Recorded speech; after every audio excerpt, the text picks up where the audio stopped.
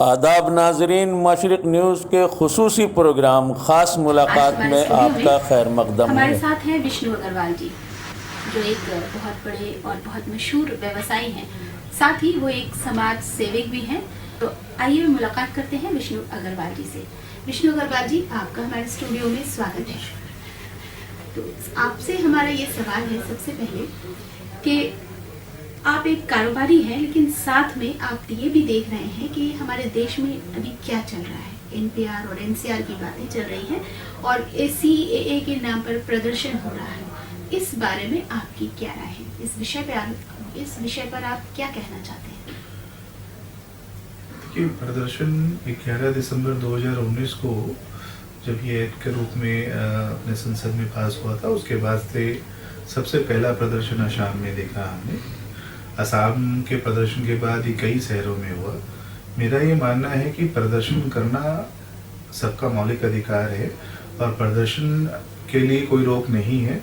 और कॉन्स्टिट्यूशन में भी 19(1)(a)(b) एंड में ये प्रोविजंस दिया हुआ है कि हम एक्सप्रेशन अपना कह सकते हैं, असेंबली राइट है हमें, और पीसफुल प्रोटेस्ट हम कर ही सकते हैं। क्योंकि इंडिया इतना बड़ा कंट्री है जहाँ 130 करोड़ से ज़्यादा लोग हैं, तो विचारों में मतभेदता होती है और उसके लिए हम निश्चित रूप से किसी भी प्रदर्शन को इलीगल नहीं ठहरा सकते।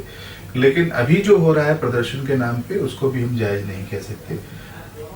हमें ये देखने को मिल रहा है कि प्रदर्शन जहाँ पीसफुल प्रदर्शन के नाम पे, जहाँ तक पीसफुल प्रदर्शन हो रहा है तब तक तो बहुत अच्छी बात है, लेकिन उस पीसफुल प्रदर्शन के पीछे ऐसा नहीं होना चाहिए जो प्रीवियसली हम लोगों ने देखा कि दंगे का रूप ले ले या किसी की संपत्ति को जला दिया जाए। ये गलत है, जो दिल्ली में हुआ है और कई जगहों पे ऐसा सुनने को मिला है। तो मेरा ये मानना है कि इसमें राज्य सरकार, कोई भी राज्य सरकार हो, सेंट्रल गवर्नमेंट हो, एंड हम सभी जो भी यहाँ के भारत के अपने देश के सिटीजन हैं, सबको मिलके, सबका ये नैतिक दायित्व है कि इसको रोके। और हम लोग पीसफुल प्रोटेस्ट के लिए आज़ाद हैं, कहीं भी कभी भी अपने देश में कर सकते हैं। और ये इस मामले में, सीए और एनसीआर के मामले में केंद्रीय सरकार इस बारे में कोई बात नहीं कर रही है, किसी भी मसले पर बातचीत नहीं कर पा रही है। लेकिन यहाँ हमारे राज्य सरकार जो है वो ममता बनर्जी, इस राज्य से हमारी मुख्यमंत्री ममता बनर्जी ये कह रही कि नो एनपीआर, नो एनआरसी, इस मामले में वो कह रही हैं और इसके लिए वो प्रदर्शन भी कर चुकी हैं और कर रही हैं, बातें भी हो रही हैं। लेकिन इस बारे में आपको क्या लगता है कि इस बारे में यहाँ हमारे राज्य में, खासतौर पर हमारा राज्य पश्चिम बंगाल की बात मैं कर रही हूँ, तो इसमें क्या कोई विवाद हो सकता है इस मामले को लेकर? देखिए, मुझे लगता है कि हमारे देश के प्रधानमंत्री वो भी बहुत अच्छी सोच रखते हैं और हमारे राज्य की मुख्यमंत्री भी बहुत ही चौकस हैं, बहुत अच्छी समझदारी रखती हैं। और रही बात दोनों में कन्फ्लिक्ट होने का, तो मेरे को लगता है कि अगर हम एनपीआर लागू करते हैं किसी भी स्टेट में, तो स्टेट गवर्नमेंट का कोऑर्डिनेशन होना जरूरी है। अगर स्टेट गवर्नमेंट का कोऑर्डिनेशन नहीं होगा तो इसको लागू करने में परेशानी आएगी। तो इस संबंध में हमारी मुख्यमंत्री ने कहा है कि वो इसको लागू नहीं करेंगी, क्योंकि ये सीए से रिलेटेड है, एनआरसी से रिलेटेड है। उनका ये स्टेटमेंट मुझे याद है। पर इसमें चूंकि देखिए, लागू स्टेट में होना है तो स्टेट गवर्नमेंट का कोऑर्डिनेशन जरूरी है। अगर नहीं हो, ये अप्रैल में ये शुरू होने जा रहा है, 1 अप्रैल से शुरू होने जा रहा है, तो अगर स्टेट का कोऑर्डिनेशन नहीं होगा तो डिफिकल्टी तो उसको इम्प्लीमेंट करने में रहेगी।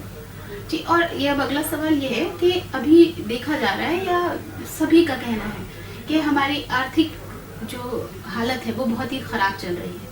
कहा तो गया था कि अच्छे दिन आएंगे, लेकिन व्यवसाय का जो हालत है वो पूरी तरह से चौपट पड़ा हुआ है। तो हमारा जो कारोबार है, कहा जा रहा है कि पूरा मुल्क का जो कारोबार है वो बिल्कुल ठप पड़ गया है। इवन यहाँ तक कि ये भी है कि काफी बैंक बंद हो रहे हैं। तो इस बारे में आपकी क्या राय है? क्या ये बैंक जो बंद किया जा रहा है, तो इस मसले पर और या हमारी आर्थिक जो समस्या है, इस पर आप क्या कहना चाहते हैं?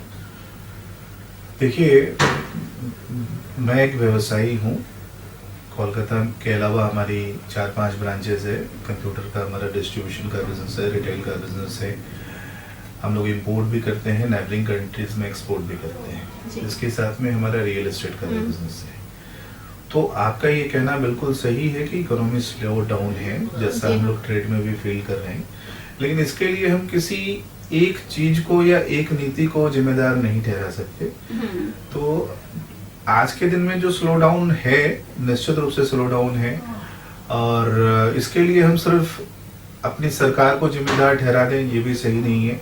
क्योंकि लास्ट आप देखिए, चाइना यूएस जो ट्रेड वार हुआ है, इससे ग्लोबल मंदी में असर पड़ा है।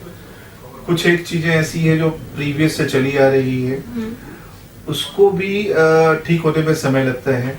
कुछ अभी जो नई सरकार हमारे जो चल रही है, जिन्होंने अभी 2 मेजर्स लिए थे, एक तो नोटबंदी का मुद्दा रहा है और दूसरा जीएसटी का रहा है। तो नोटबंदी फेज ओवर हो गया, लेकिन जीएसटी का अभी भी जीएसटी सरकार ने लागू किया, ये बहुत अच्छी बात है, एक बड़ा सुधार है। लेकिन जीएसटी लागू होने के बावजूद भी उसमें सिंप्लिसिटी जो चाहिए वो अभी तक दिखाई नहीं दे रही है, क्योंकि जीएसटी का रिटर्न फाइल करना अभी भी डिफिकल्टीज है। कुछ और सुधार, उसको सिंप्लीफाइड करना चाहिए। कि जो मारवाड़ी समाज में जो कारोबार की स्थिति है तो वो बेहतर है या नहीं है। उसके अलावा जो वोट बैंक कहा जा रहा है कि वो एक तरह से सरकार के लिए वोट बैंक हो जाते हैं, तो उस वोट बैंक में क्या आपका वो जो रोल होता है वो मारवाड़ी समाज का, तो वो कितना होता है? देखिए, जहाँ तक वोट बैंक की बात है, तो मुझे ये एक राजनीतिक स्टेटमेंट देने में मैं इंटरेस्टेड नहीं हूँ। और कोई भी कास्ट हो, मारवाड़ी हो या दूसरी कोई भी कास्ट हो, वोट तो देना ही चाहिए सबको।